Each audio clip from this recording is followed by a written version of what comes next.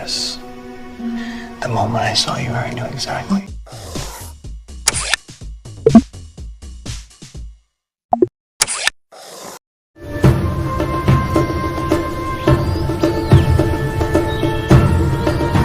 Hold it. Di awal film, kita diperlihatkan sebuah pemandangan indah dan alami, di mana di tengah hutan di sebuah pegunungan, Erika dan suaminya baru aja sampai di tempat tujuan, yaitu air terjun.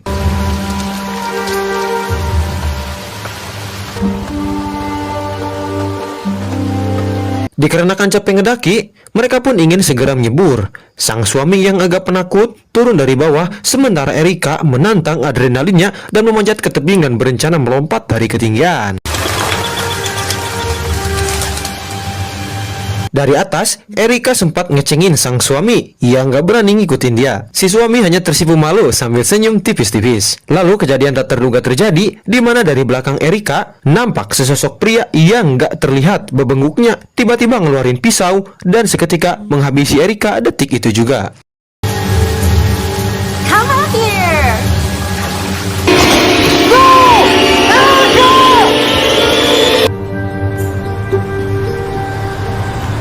Beberapa bulan kemudian, kita diperkenalkan sesosok wanita cantik, putih, mulus, nominus bernama Isabella. Kita panggil saja dia Bella, yang kala itu baru pulang dari kegiatannya.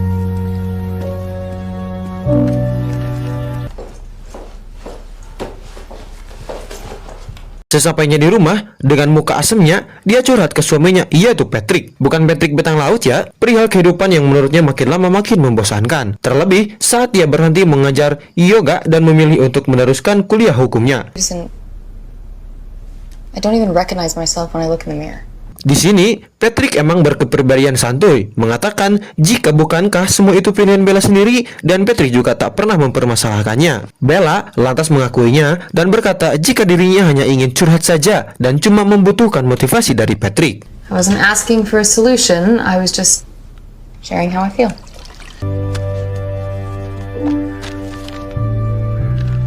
Beberapa hari kemudian, saat ia membuka kotak surat, Bella sangat terkejut dan langsung senyum bahagia saat mendapat tawaran untuk join di acara retreat yoga yang diadakan oleh seorang pelatih terkenal bernama Remy.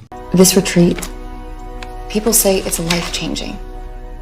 Sebagai info, dia telah 5 kali tidak lolos seleksi dan gagal mengikuti acara retreat tersebut sebelumnya. Tanpa buang-buang waktu, dia segera memberitahu Patrick sekalian minta izin pergi ke acara tersebut. Di sini, Patrick yang sangat dewasa mengizinkan Bella pergi sebagai bentuk kasih sayangnya saat melihat Bella yang merasa bosan dengan kuliah hukumnya. If Remington Steel here can help make that happen, I say let's buy a plane.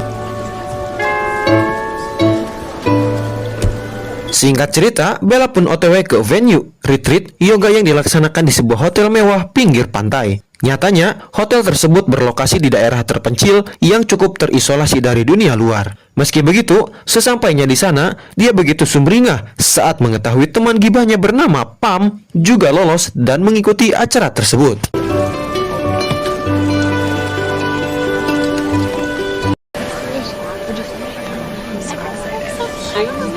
Lalu, semua orang berkumpul di pinggir pantai. Dan untuk pertama kalinya, mereka semua bertemu langsung dengan Remy. Di sini, Remy menyebut kedatangan mereka semua, sembari mengucapkan selamat bagi mereka yang lolos, serta akan mengikuti retreat bersamanya. Dia lalu menegaskan jika retreat ini adalah tempat bagi yang terpilih, dan bagi peserta yang setengah hati dan tidak bersungguh, maka akan dipulangkan. Our most obvious, the hardest things we're here is to get away from technology, and here I am. Namun sebelumnya, Remy meminta seluruh peserta untuk beristirahat dulu di kamar yang telah disediakan karena pelatihan baru akan dimulai sore hari nanti. Sore hari pun tiba. Semua peserta berkumpul di tempat latihan, di mana Remy memulai pelatihannya dengan sangat keras. Your ally. Walk next to pain instead of having it. Salah seorang peserta yang bernama Nina terlihat kesulitan dengan metode latihan tersebut dan seringkali tertinggal dengan peserta lain. Hal itu rupanya tak luput dari pandangan Remy yang saat itu juga membisikkan sesuatu padanya yang membuat Nina sontak menangis. Extend your arms. Bella dan Pam yang penasaran lantas menanyakan perihal bisikan apa yang diucapkan Remy padanya. Nina lalu mengatakan jika Remy memintanya menemui Remy di ruangannya. Pam pun berasumsi jika mungkin Nina akan dipulangkan akibat kesulitan dalam pelatihan sebelumnya. You doing okay?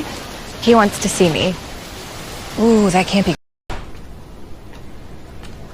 You wanted to see me? Singkat cerita, Nina pun datang ke ruangan Remy. Sambil deg-degan, Nina menanyakan maksud Remy memanggilnya. Dengan tegas, Remy mengatakan jika dia berniat memulangkan Nina yang dianggap kurang berbakat dalam hal fisik dan kekuatan tubuh, sehingga dirinya tidak bisa mengikuti pelatihan dengan baik. Curve up towards the waist, and you think, my God, she's built for this. Nina pun syok dan sangat sedih mendengar ucapan Remy itu. Lantas dia menanyakan kembali apakah tidak ada cara lain agar dirinya tidak dipulangkan. Dengan penuh semangat dan pandangan mata tajam, Remy mengatakan jika dia bisa saja merubah keputusannya asalkan Nina bersedia ganti oli dengannya malam itu. Anything to stay here. Waduh, beruntung banget si Patrick ini. Alhasil percangkulan duniawi pun batal terjadi. Esok harinya latihan kembali dimulai. Ketidakhadiran Nina membuat Pam dan Bella meyakini jika dirinya telah dipulangkan. Sun menegaskan jika perkataan Remy sebelumnya bukanlah bualan semata. No retreat. Sometimes Setelah latihan selesai, Pam dan Bella makan siang bareng di kantin hotel. Di sini, Pam mulai merasakan sakit di sekujur badannya akibat latihan keras dari Remy. Mereka pun sempat ngegibahin Remy yang tanpa diduga datang dan mendengar semuanya. it's okay. I'm nothing special. Destroying the ego. Alhasil, Bella pun malu setengah mati.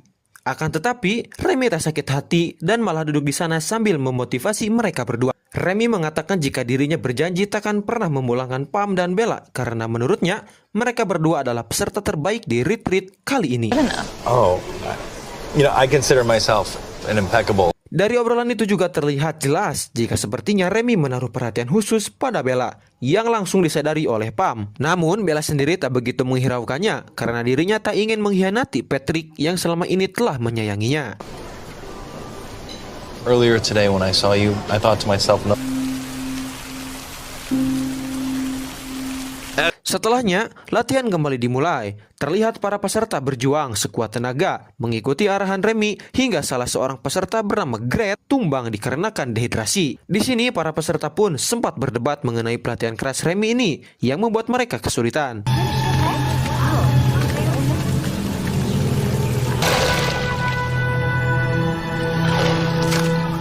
Namun beberapa peserta lain malah mendukung Remy dan meyakini jika yang Remy lakukan adalah demi kebaikan mereka sendiri. Setelah itu, Remy mendatangi Bella di kamarnya perihal dirinya yang gak mengikuti acara santai-santai di pinggir pantai. So if we get a night off, I'm gonna let my body rest. Oh, believe me. Di sini, Remy lalu mengajak Bella untuk menghadiri pesta yang akan ia selenggarakan. Namun, Bella menolak dengan alasan ingin beristirahat akibat kecapean setelah berlatih. Akan tetapi, dengan sedikit bujuk rayu dan iming-iming baju pesta baru, hati Bella pun luluh dan akhirnya bersedia datang ke pesta. Fine. I will think about it. Yes, success. Sore harinya sebelum pesta, Remy menghampiri Gret yang telah bersiap pulang membawa beserta koper pakaiannya. Di sini, Gret memohon agar tak dipulangkan dan rela melakukan apa saja yang Remy minta. Remy pun langsung tersenyum lebar dan mengatakan keinginannya untuk cuci busi dengan Gret sebagai syarat agar Gret tetap berada di pelatihan. What can you offer me? Tanpa pikir panjang, Gret menyetujuinya dan mereka pun cuci busi entep senok di pinggir pantai di bawah pohon beringin. Uhuy. Namun setelah apem didapat, bukannya mengajak Gret kembali, dia malah bilang jika Gret gak bisa join dengan yang lain, tentu saja membuatnya marah dan memakinya. You assaulted me. You forced me to have sex with you. Remy pun kesal dan akhirnya menghabisi Gret seperti halnya yang dilakukannya pada Nina sebelumnya. Sementara itu, pesta pun berlangsung cukup meriah, di mana seluruh peserta enjoy minum-minum sambil menikmati alunan musik DJ BD. Di acara itu, Remy juga mengumumkan jika dia akan memilih 4 peserta yang terdiri dari Everly, Lisa, Pam, dan Bella untuk mengikuti latihan khusus di pegunungan esok hari. Each year, I pick a few of my most promising Pagi hari pun tiba. Para peserta pelatihan berkumpul di titik pemberangkatan sesuai yang telah ditentukan. Kejanggalan pun mulai dirasakan Bella saat Everly gak hadir tanpa alasan. Use those horrible little devices to make any calls. Do it now. I can. I see you've got the hangover glasses on. Namun sebelum pergi, ia mendapat telepon dari Patrick yang udah kangen banget pada dirinya. Di obrolan itu, Bella mengatakan mengenai pelatihan khusus di pegunungan dan nampaknya tak bisa berkomunikasi untuk beberapa waktu dikarenakan tidak ada sinyal di sana. There's not going to be reception, so I just want to let you know I'll call you tomorrow. Obrolan mereka pun sempat terganggu oleh Remy yang dengan seenaknya nimbrung dan bilang jika dia akan menjaga Bella untuk Patrick. Terlihat Patrick sendiri cukup enak, namun dia tetap berusaha tenang demi menjaga perasaan Bella. Pelatihan pun dimulai. Mereka berempat mulai pendakian ke gunung dan benar saja tak ada sinyal handphone sedikit pun. I really want to believe everything he just said. Setelah mendapat lokasi yang tepat, Remy mengajak ketiga peserta untuk yoga bersama. Lalu setelahnya membangun tenda untuk beristirahat. Malamnya mereka bertukar cerita sembari menikmati minuman di tengah hangatnya api unggun. I choose not to be tired, so I'm not. You know, in law school, we would... So focus on the strength. Malam pun semakin larut. Bella yang kala itu tidur duluan bermimpi, dan di mimpinya itu Remy datang ke tendanya dan ganti oli sampai lemas bersamanya. Ketika tersadar, tak tahu hal tersebut beneran terjadi di mana Remy datang ke tenda dan ngajakin dia cuci busi. What are you doing here?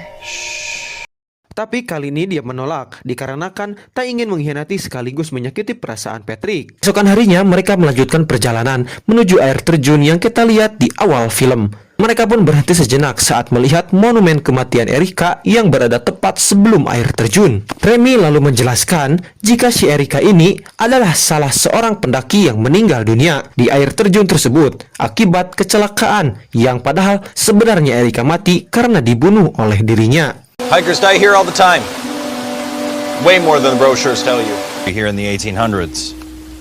This land is rich for so many reasons. Tanpa menghiraukan hal tersebut, mereka lanjut berlatih di tepi air terjun. Lagi-lagi, Lisa menjadi korban, di mana dia kesulitan bernafas akibat kelelahan yang disebabkan oleh pendakian sebelumnya. Dan ditambah dengan latihan keras oleh Remy.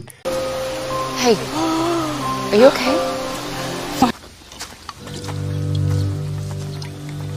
Remy lantas menyuruh Pam dan Bella untuk mencari sinyal dan meminta bantuan lewat handphone mereka, yang padahal itu semua hanya akal bulusnya agar Remy dan Pam menjauh sehingga memudahkan Remy menghabisi Lisa. Namun rupanya Bella tak sebodoh itu, di mana dia menyadari jika telah terjadi sesuatu yang janggal dengan kematian Lisa. With one lung, how I planned on making this.